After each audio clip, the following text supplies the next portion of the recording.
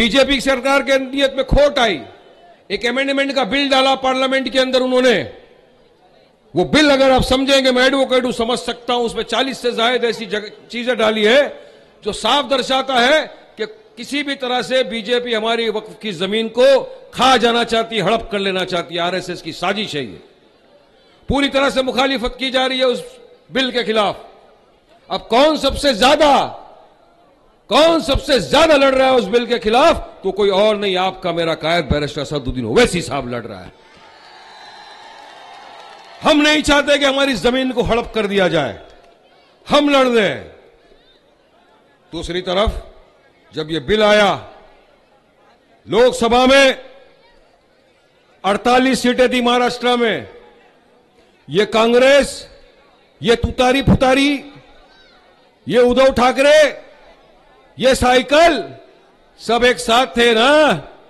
मुझे बताओ, एक भी मुसलमान को इन्होंने टिकट दिया क्या? एक को भी दिया क्या? 18 एमएलसी की सीटें थी, एक को भी दी क्या? हमने हमारे पास कोई ऑप्शन नहीं था, हमको मोदी को हराना था। हमने भर भर के वोट दिया, इस भरोसे के साथ, इस विश्वास के साथ कि ये जब जीत के आएंगे, इक्तिदार में जाएंगे तो हमारे हक की आवाज बनेंगे, हमारे हक के लिए लड़ेंगे, सरकार की आंखों में आकर डाल के हमारे लिए लड़ाई लड़ेंगे। लेकिन यकीन मानो मेरे दोस्तों, बुजुर्गों, अजीज साथियों, मैं वक्फ की बात कर रहा था।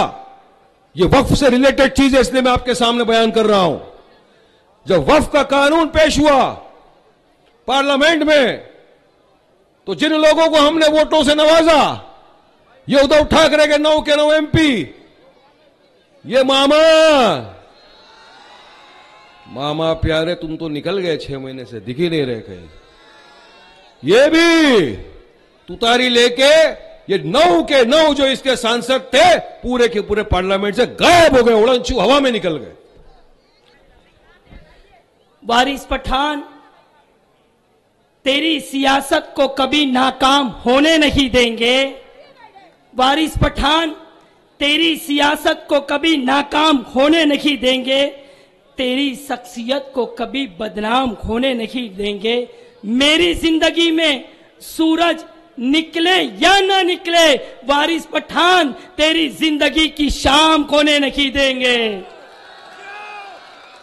आइए अब मैं बिला ताखिर मजलिस इत्तेहादुल मुस्लिमीन के वेस्ट के उम्मीदवार एडवोकेट वारिस पठान साहब को बिला ताखिर दावत देता हूं कि वो माइक पे तशरीफ लाए और अपने तासुरात पेश करें। जोरदार नारों के जरिए हमारे एमएलए का इस्तकबाल करना के नारे तकबीर, नारे रिसालत। शुक्रिया। शेर आना बाकी है, रास्ते पे 15-20 मिनट में शेर भी आ जाएगा। औज़ु बिल्लाहि मिनश शैतानिर रजीम, बिस्मिल्लाहिर रहमानिर रहीम। शय नशी पर तशरीफ़ फरमा मजलिस इत्तेहादुल मुस्लिमीन के ज़िम्मेदारान, हमारे राजस्थान के सदर जमील खान साहब, हैदराबाद से आए कॉरपोरेटर मिनाज साहब, हैदराबाद के सीनियर लीडर अतर फारूकी साहब, राविश भाई, अबरार भाई, तमाम हमारे मजलिस के जितने भी ज़िम्मेदार हैं, यहाँ पर मौजूद मेरे दोस्त, मेरे बुजुर्ग, मेरे भाइयों, और घर पे बैठ के सुनने वाली मेरी पर्दा नशी माँ और बहनें, आज का ये जलसा इंतखाबी जलसा है। भिवंडी में चुनाव है, 20 नवंबर को वोटिंग होनी है। मजलिस इत्तेहादुल मुस्लिमीन का निशानी है पतंग, बटन नंबर है 7। चुनाव है, जिस तरह मुख्तलिफ सियासत पार्टियों ने अपने अपने उम्मीदवारों को यहां से ठहराया है, इसी तरह मजलिस इत्तेहादुल मुस्लिमीन ने आपके अपने भाई, आपका अपना बेटा, आपका अपना दोस्त, मुझे एडवोकेट वारिस पठान को यहां से ठहराया है।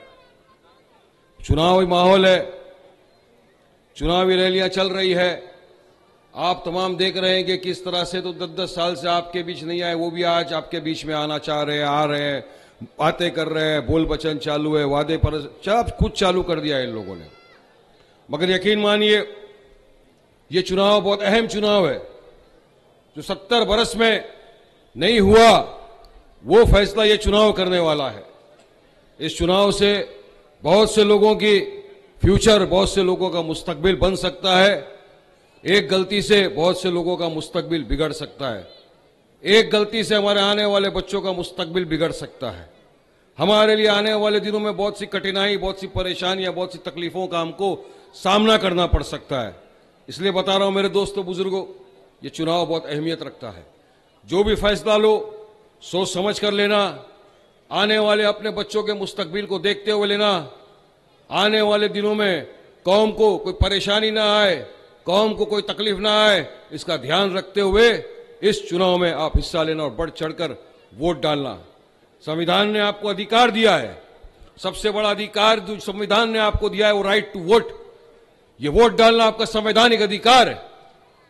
एक वोट से आप मुस्तकबिल बदल सकते हो।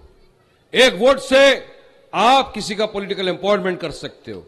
एक वोट से आप अपने हलके को सुधार सकते हो।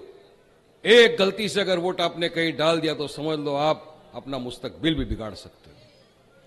यहां पर मुख्तलिफ सियासत पार्टियां लड़ रही है। एक तरफ भाजपा है, दूसरी तरफ टीवी है, जूना दूरदर्शन, जूना टीवी दिखाया है दूरदर्शन।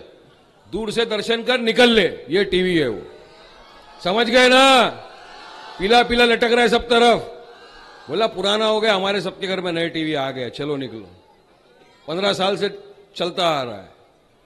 तीसरी तरफ है पंजा, उसको टाटा बाय बाय करने के लिए इस्तेमाल करो, जाइए भाई हम अपना देख लेंगे, तुम अपना काम करो। तो चौथी तरफ है साइकिल, जो पंक्चर होके पड़ी है कारखाने में। पंक्चर, अबे चारों की हिस्ट्री बताता हूं मैं आपको, क्या है चारों भी। एक तो बीजेपी और आरएसएस वाला खुला दुश्मन है मुसलमानों का। 10 बरस से हम आप देखते जा रहे हैं कि जब से बीजेपी की सरकार सत्ता में आई है, किस तरह से हम पे जुल्म किया जा रहा है। हमको, हमारी बहनों को हिजाब पहनने से रोका जाता है। हमको क्या खाना है, क्या पहनना है, यह भी भाजपा डिसाइड करेगी आरएसएस के हेडक्वार्टर में बैठकर। हमारे मदरसों को बिना नोटिस दिए बुलडोजर से उड़ा दिया जाता है। हमारी मस्जिदों को नोटिस दिए बिना उड़ा दिया जाता है। हमारा जो वकफ की जो जमीन है, हमारी वकफ की जो जमीन है, बैठियो टाइम है। जो वकफ की जमीन है, जिस पे हमारे गरीबों का, हमारे मजलूमों का अधिकार है, ये बीजेपी वाले उसको भी छीनना चाहते हैं हमसे। ये जो वक्फ की गई जमीन है, ये जमीन हमारे बुजुर्गों ने सवाब की नीयत से दी है। इसमें काफी मदरसे हैं, काफी मस्जिदें हैं, कब्रिस्तान है। ये हक हमारे यतीमों का, हमारी बेवाओं का अधिकार की जमीन है। बीजेपी की सरकार के नीयत में खोट आई, एक अमेंडमेंट का बिल डाला पार्लियामेंट के अंदर उन्होंने। वो बिल अगर आप समझेंगे, मैं एडवोकेट हूं, समझ सकता हूं, उसमें 40 से ज्यादा ऐसी चीजें डाली है जो साफ दर्शाता है कि किसी भी तरह से बीजेपी हमारी वक्फ की जमीन को खा जाना चाहती है, हड़प कर लेना चाहती है। आरएसएस की साजिश है ये। पूरी तरह से मुखालिफत की जा रही है उस बिल के खिलाफ। अब कौन सबसे ज्यादा लड़ रहा है उस बिल के खिलाफ? तो कोई और नहीं, आपका मेरा कायद बैरिस्टर असदुद्दीन ओवैसी साहब लड़ रहा है। हम नहीं चाहते कि हमारी जमीन को हड़प कर दिया जाए, हम लड़ रहे हैं। दूसरी तरफ जब यह बिल आया, लोकसभा में 48 सीटें थी महाराष्ट्र में। ये कांग्रेस, ये तुतारी फुतारी, ये उद्धव ठाकरे, ये साइकिल, सब एक साथ थे ना। मुझे बताओ, एक भी मुसलमान को इन्होंने टिकट दिया क्या? एक को भी दिया क्या? 18 एमएलसी की सीटें थी, एक को भी दी क्या? हमने हमारे पास कोई ऑप्शन नहीं था। हमको मोदी को हराना था। हमने भर भर के वोट दिया, इस भरोसे के साथ, इस विश्वास के साथ कि ये जब जीत के आएंगे, इक्तिदार में जाएंगे तो हमारे हक की आवाज बनेंगे, हमारे हक के लिए लड़ेंगे, सरकार की आंखों में आके डाल के हमारे लिए लड़ाई लड़ेंगे। लेकिन यकीन मानो मेरे दोस्तों, बुजुर्गों, अजीज साथियों, मैं वक्फ की बात कर रहा था। ये वक्फ से रिलेटेड चीज है, इसलिए मैं आपके सामने बयान कर रहा हूं। जब वक्फ का कानून पेश हुआ पार्लियामेंट में, तो जिन लोगों को हमने वोटों से नवाजा, ये उद्धव ठाकरे के 9 के 9 एमपी, ये मामा प्यारे, तुम तो निकल गए 6 महीने से, दिख ही नहीं रहे कहीं। ये भी तुतारी लेके ये 9 के 9 जो इसके सांसद थे, पूरे के पूरे पार्लियामेंट से गायब हो गए, उड़नछू हवा में निकल गए। चाय पीने गए, खाना खाने गए, घूमने गए, अपने को नहीं मालूम। लेकिन जब बिल आया, जब मुसलमानों के हक के लिए लड़ना था, ये सब के सब भाग गए। दगाबाज, धोखेबाज लोग हैं ये हकीकत है, आप तमाम को पता है ये बात। दोहरा रहा हूं आपकी जानकारी के लिए, क्योंकि हमने हमारा वोट दिया था, हमारे वोट को अपने बाप की जागीर समझ लिया है इन लोगों ने। इनको ऐसा लगता है कहां जाएगा ये मुसलमान, इनका वोट तो हमारे बाप की जागीर है ना, हम इनका काम करो नहीं करो, इनके हक के लिए लड़ो नहीं लड़ो, ये वोट हम ही को देंगे। लेकिन मेरे प्यारे मामा उद्धव ठाकरे, साइकिल पंजा समझ लो, अब भिवंडी की जनता बहुत समझदार हो चुकी है। अब तुम्हारे झांसे में फंसने वाले नहीं। अब भिवंडी की जनता उसी को वोट देगी जो उसके कांधे से कांधा मिलाकर उसके लिए तरक्कियात के काम करेगा, उसके लिए सड़कें बनाएगा, उसके लिए रास्ते बनाएगा, उसकी पानी की किल्लत को दूर करेगा, उसके बच्चों के लिए अच्छी पढ़ाई लिखाई के लिए स्कूल बनाएगा। भिवंडी की आवाम अब उसके साथ जाएगी। ये नहीं कर सकते ये, तो ये बताया था इन तथाकथित सेक्युलर पार्टियों का। नंबर 2 ये आरएसएस। अब नंबर 3 में कौन है? ये टीवी, दूरदर्शन, पीला खंबा लटक रहे सिर्फ खंबे के ऊपर, पोस्टर पे, बैनर पे, जमीन पे कोई नहीं है, बस जमीन पे घूम रहे हैं बैग लेके। ये वोट खरीदेगा, वोट खरीदेगा, खरीदेगा। क्या है? क्या मुसलमान इतना तेरे को हल्का सस्ता लग रहा है कि तू वोट पैसों से खरीद लेगा? अरे मुसलमान मर जाएगा मगर अपने ईमान का सौदा नहीं करेगा तेरे 500,000 रुपए के लिए। सुन ले पाटिल, दे तू बिंदास दिल खोल के, लेंगे भी हम बिंदास जिगर खोल के, मगर डालेंगे कहां? अपना ही माल है। ईट गड़ा उठा के कमाया है क्या? हाँ, पत्थर तोड़ के कमाया है क्या?